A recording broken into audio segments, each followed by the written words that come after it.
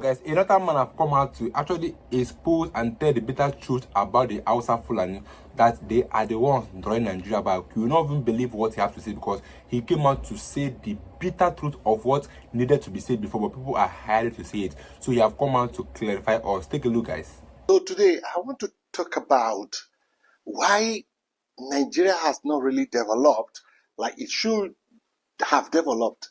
Now, I want to come hard on a particular people, and this is not because of hatred, but it's because of the lifestyle and the mannerism of these people that I think I should call these people out. And today I'm calling out the Hausa-Fulani because I personally, from my observations and from my experience and everything, I believe they are the major tribes that are drawing Nigeria backward, that are stopping Nigeria from developing.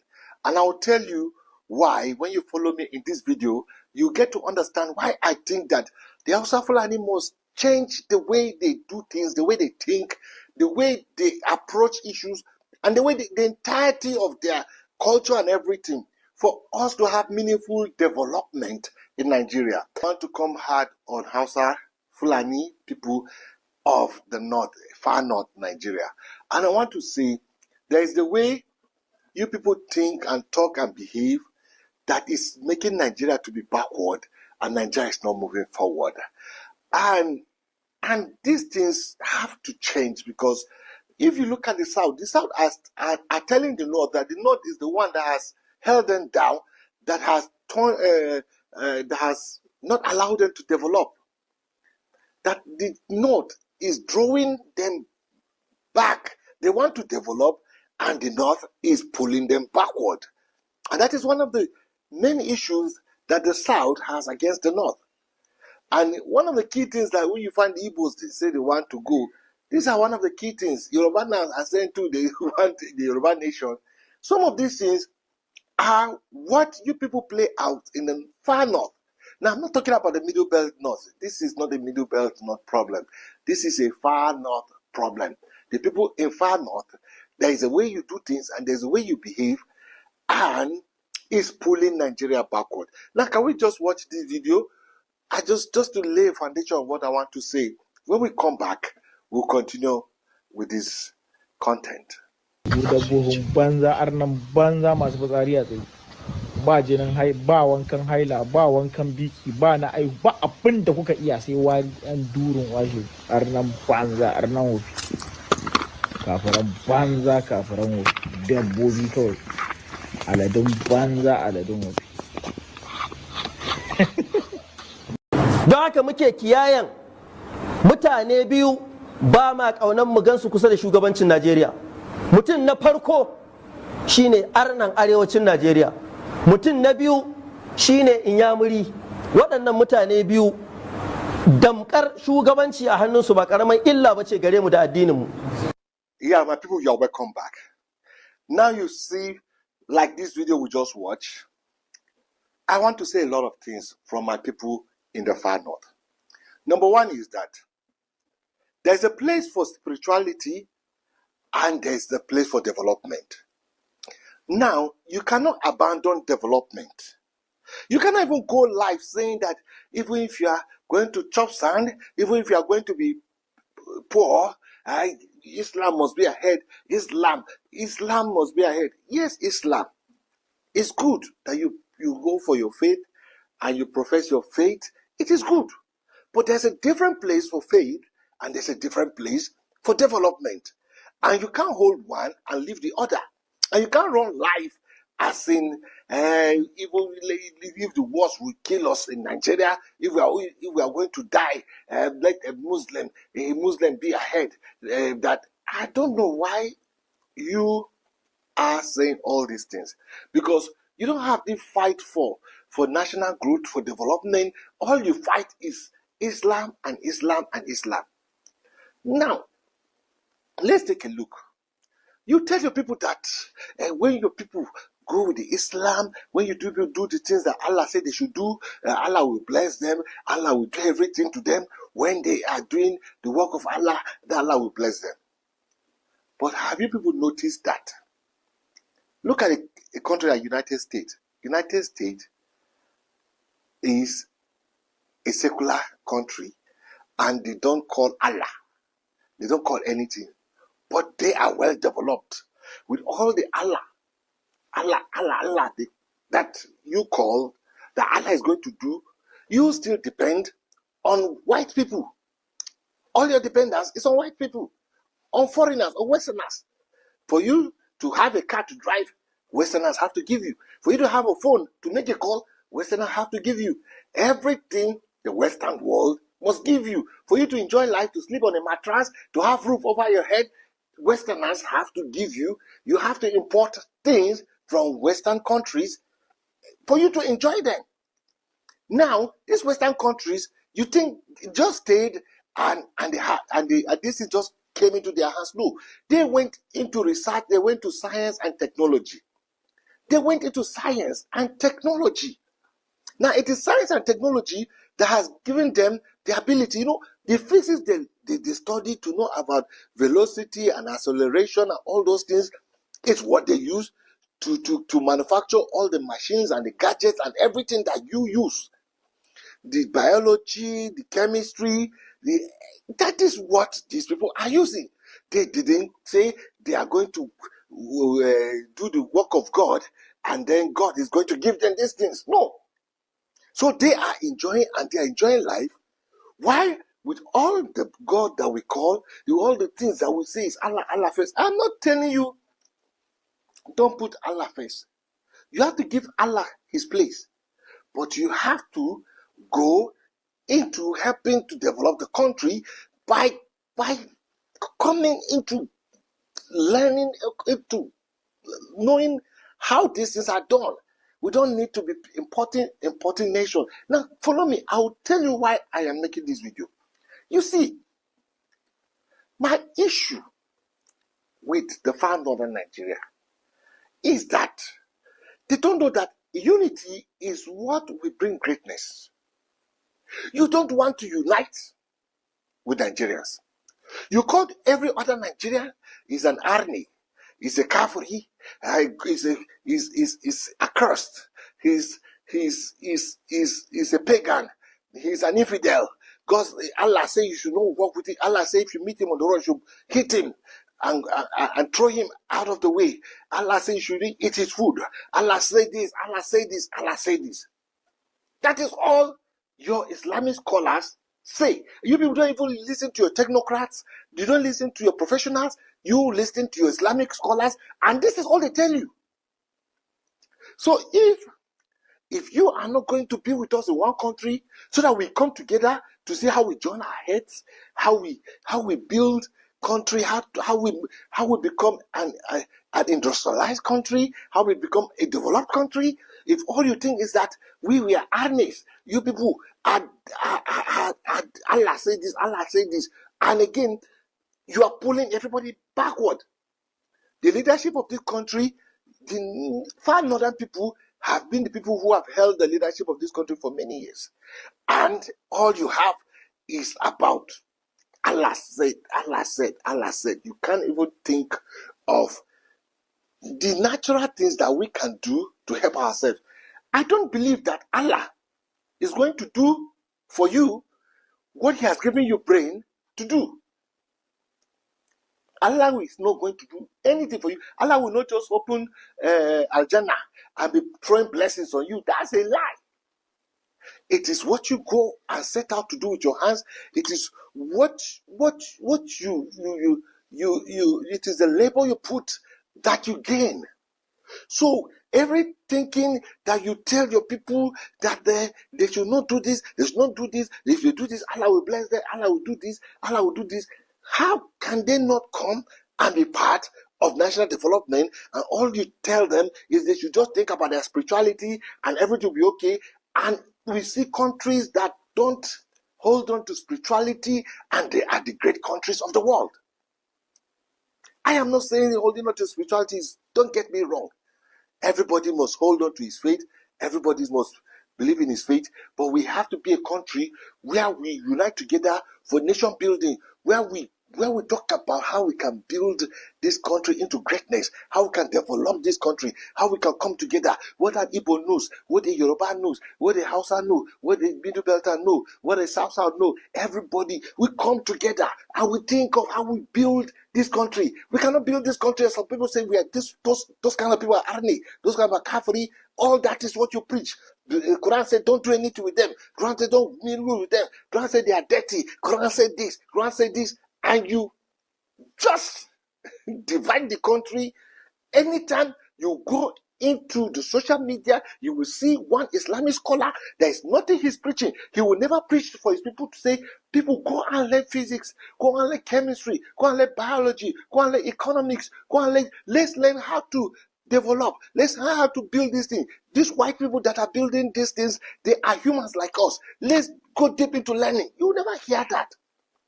You will just hear how Allah say we are different from these people, how these people are kafiri, how these people cannot be part of us, how this is how we can put a government and let the government come and do everything for us. As Islam, how Allah says Islam must rule everybody, and that is all you hear. That is everything your Islamic scholars preach. And somehow you people are becoming like parasitic because you are not really gearing into what is really happening in the world. And this kind of behavior is going to divide this country. We can't even have a country you think, hey, you want a Muslim so that you come and do, because Erufai sold you people this kind of system of government that he stand and told you people, hey, the Christian in Kaduna State didn't vote for me, so that is why I will just do small for them. But you Muslims, you are the one that voted for me. That is why I'm going to do everything for you. You people Muslims, you voted me. That's why I did everything for you. You know, if I go to the Christians, I will tell them that I'm doing for you. I'm doing for you. But we all know it's a lie. I'm not doing for them. It is you Muslim I'm doing for. That is how you think government works, and you think when you have a president, he should come and do everything for you Muslims, carry all the resources and take care of you Muslims. You think that is what is going to happen, and that is all what your Islamic scholars is telling you, that is what you are not thinking of nation building. You are not thinking of putting things in place. You are dragging people back without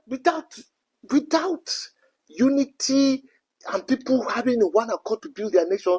The nation can never be built. And you are the most people that are bring division. Because you just go to Quran say this, you can't say that. Quran say this, Quran don't do this, don't mingle with these people, don't work with these people, don't do this. You don't even think of Nigerians, you think of Nigerians. Nigerians, you say it's Nigerians that they are your brothers. Nigerians, even the Nigerians, they have denied you. Don't you know the Nigerians, they say they don't want to have anything to do with you. You don't want to have things to do with Nigeria. Even you, the far northern, the Hausa-Fulani, the Niger, people from Niger don't even like you. It is Nigerians that you have to come and join hands to build Nigeria. You can't bring divisions. This division is not going to work. It's going to scatter this country. Just the way you think. You just think religion and division. When we just enter social media, what we see is religion and divisions, religion and division. That is all you think. You don't talk of nation building. You don't talk of development. You don't even think of, look at other countries are making progress in Africa and leaving us. Do you know how? Just this, our neighbor Ghanaians. Do you know how developed Ghana is? Forget these things. They will say Nigeria, we have the GDP. Our GDP is very high than Ghana. Yes, our GDP is higher than Ghana. Because if you have 1,000 Nigerians and you have 200 Ghanaians, 1,000 Nigerians will always create things greater than Ghanaians. Let's say you have 1,000 Nigerians and 100 Ghanaians. At least 100 Ghanaians, they are able to create 100 worth of development. And you 1,000 Nigeria, you're only able to create 500 worth of development. When you come to GDP, you say, yeah, our GDP, we are able to get 500 worth. You only got 100 worth. You see, you think, our GDP is higher.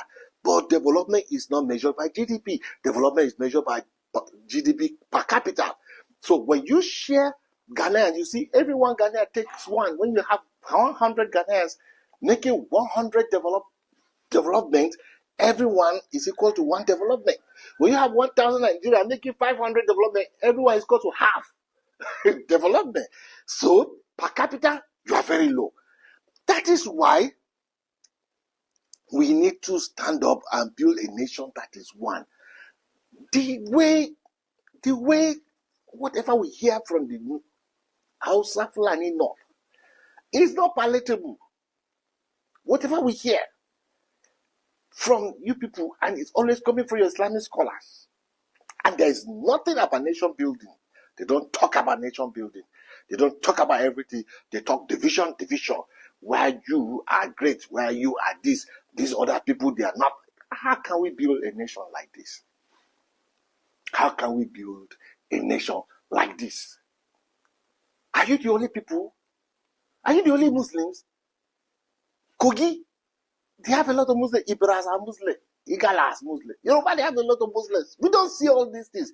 Their scholars are not coming. We can't hear Kogi people coming and be telling other people are free. Yeah, you shall not eat with them. You don't eat Christmas thing with them. Don't everything. That is all you preach. And you go to the Quran and you preach it, and you think by that you will make it, and you are not making it. You are becoming the most poorest of all the Nigerians, because your children are begging everywhere. They're everywhere because the Islamic scholars, you are not talking about development, science and technology, things that will enhance their economy. All you talk about is divisions and hatred, and build divisions into their hearts. That is not how a nation is built. And all the years. That is why your children, they just grow up. They don't have any. They just feel like they just live their life and die and go to heaven and have virgins, plenty virgins. That's all they think. And then they draw everybody on this earth. Nobody is doing develop. The country is anyhow. You are the most populated single tribe in Nigeria. Yes. Because of the birth rates. You give birth. You don't have family planning. I don't have a problem whether you give birth and you give birth anyhow. But development doesn't come by overpopulation. Look at England, British. British is just like I don't think British is up to 100 million people. Think of British. When we talk of England, England is just like 60 million. This small England, this small British, was able to go and colonize India. India is counting 1 billion. So if it is by number of people, it's not by number of people. It's by what people can think from their head and create and manufacture. If the British with less than 100 million can colonize India with almost 1.something billion, almost 1.5 billion now, you think it's all about giving birth to children and feeling everywhere with children, and feel everywhere with children, and that you can't even train, you can't even cater for? You think that is development? You think that is an asset? You think Russia, that everybody is clamoring. Russia, that Nigeria is going for Russia. Russia, we are more populated than Russia. When it was USSR, they are more populated than us. But today, Russia is not up to 200 million. But they are superpower of the world. So it's not by population. You have to think. You have to think the right way. You are thinking backwardly. And we are backward. I think you need to travel out to see other countries in Africa. Countries like Kenya, Tanzania, countries like Ethiopia, countries like Rwanda. You need to see. We are not developing like that, because half of us, especially you people from the far north, don't even think about these things. All you think about is, let us go and let us surprise with them. And let us do, we are Muslims, let us go and serve God. And yes, serve God. And also come and join hands and work and build this nation. Stop all this division. Stop all these things, your mala. Stop listening to this, your mala. They are giving you nothing. I'm telling you. If not hatred, divisions, and bitterness, there's nothing they are giving you. They are not encouraging you people to go and learn science and technology and learn development and learn things and learn nothing. So all they think, you become farmers and then arts and craft and craftsmanship. That is all. Farmers and craftsmanship. Farming and craftsmanship. Farming and craftsmanship. There is no any zeal to go into deep science and technology, into deep innovation and creativity. No. All they don't talk, you do Islam and then you go and learn the craftsmanship or you go and learn farming. That is all. That is all. That is all they ginger you to learn. Why? You draw people backward. You want to be president. President thinking like this, how can we develop as a nation? We are backward. This kind of thinking has to change. It has to change. You can talk to your Islamic scholars. They should stop preaching this kind of hatred and division. And they should join hands to build a Nigeria that will work. And they should not be putting this kind of tension, this kind of erify kind of politics. Let's divide people in religious line, and then when we become president, then we now carry everything and give to the Muslim because the Muslim voted us. Who told you life is like that?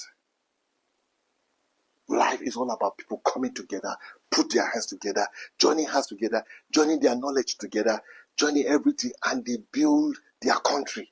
That is what life is. Life is not like let's put the Muslims, let's go pack everything and give Muslims. That is how you think. And when it doesn't happen, you say, yeah, he has deceived you. Another election is coming. I will take him down. He didn't do for Muslims. Is that all about life? Well, I have to stop this video here so that it won't go long. That we are not meant to be one in Nigeria. It's not possible. Why? It's because we have different belief. For over how many years now, this unity that they're talking about has not been working. It has not been working, and it can never work. Because what?